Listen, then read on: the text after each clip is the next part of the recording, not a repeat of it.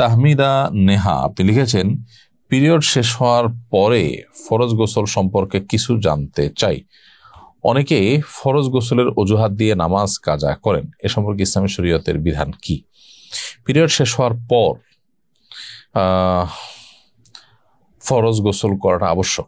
ফরজ গোসল না করে যদি কেউ নামাজ পড়ে কিংবা এটা কাজা দিয়ে এটাকে পাশ কাটিয়ে তারপরে তিনি ফরজ গোসল অ্যাভয়েড করেন, তাহলে সেক্ষেত্রে সেটা অবশ্যই হারাম কাজ হবে, ভয়ঙ্কর কবিরা গুনাহ হবে।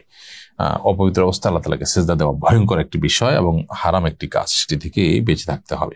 মুজাহিদুল ইসলাম শওকাত লিখেছেন, বাজারে গুঁড়া মেহেদি পানিতে মিশিয়ে মাথায় দেওয়া যায় আছে কিনা? অসুবিধা নেই, কারণ এই সমস্ত মেহেদিতে এমন কিছু থাকে না যেটা আলাদা একটা আবরণ বা স্তর ফেলে দেয়, সেরকম কিছু কিন্তু থাকে না, বিধায়গুলো ব্যবহার করতে পারেন। ফরহান রহমান লিখেছেন, আমার মুখে প্রায় 30টা তিল আছে, আমি লেজার ট্রিটমেন্টের মাধ্যমে তিল তুলে ফেলতে চাই, এতে কি আমার গুনাহ হবে?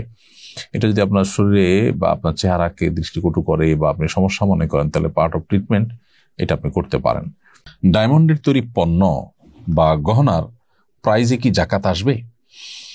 যে সমস্ত পণ্য ডায়মন্ডের তৈরি, সেই পণ্যগুলো যদি ব্যবসায়িক মাল হয়, অর্থাৎ ব্যবসার পণ্য হয় যেটা কেনা হয়েছে বেচার জন্য, তাহলে ব্যবসার পণ্যের যে মূল্য, এটার যে ভ্যালু আছে, সে ভ্যালুর উপরে প্রতি বছর আপনাকে জাকাত দিতে হবে।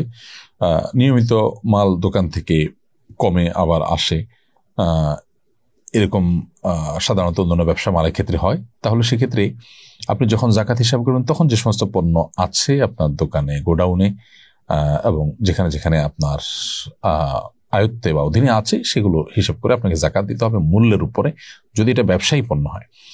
আর যদি গহনার মধ্যে ডায়মন্ড থাকে, তাহলে সেক্ষেত্রে ডায়মন্ডের গহনার জাকাত দিতে হবে না, কারণ সেটা ব্যবসার পণ্য না।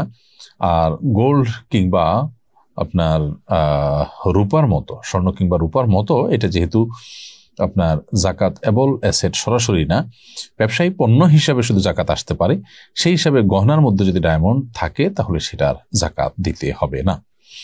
আস সুন্নাহ ফাউন্ডেশন, উম্মার স্বার্থে সুন্নাহর সাথে।